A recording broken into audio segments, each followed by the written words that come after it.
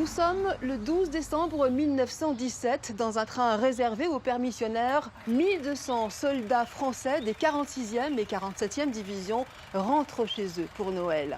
Ils viennent d'Italie où ils ont combattu en première ligne face aux troupes austro-allemandes suite à la bataille de Caporetto.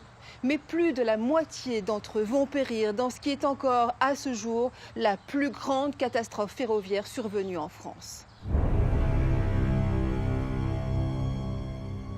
L'accident se produit dans une très forte pente de 17 km entre Modane et Saint-Michel-de-Maurienne. Poids du train, 530 tonnes à vide, 350 mètres de longueur. Le règlement de la ligne prévoit qu'il y ait deux motrices, l'une pour pousser, l'autre pour retenir le train, mais il n'y en a qu'une seule. La descente commence, le train prend de plus en plus de vitesse, impossible de le retenir. Les freins chauffés à blanc lâchent. Dans une succession de virages, des wagons déraillent, la motrice se détache. Quelques secondes plus tard, la totalité des voitures s'encastrent et s'enchevêtrent dans un amas de ferraille qui s'embrase aussitôt.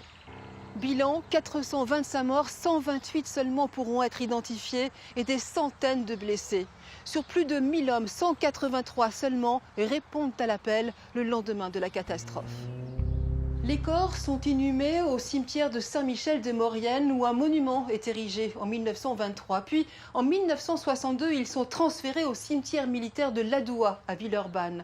En 1998, une stèle commémorative est placée sur les lieux de la catastrophe longtemps classée secret militaire et qui, au final, aura coûté la vie à 675 soldats.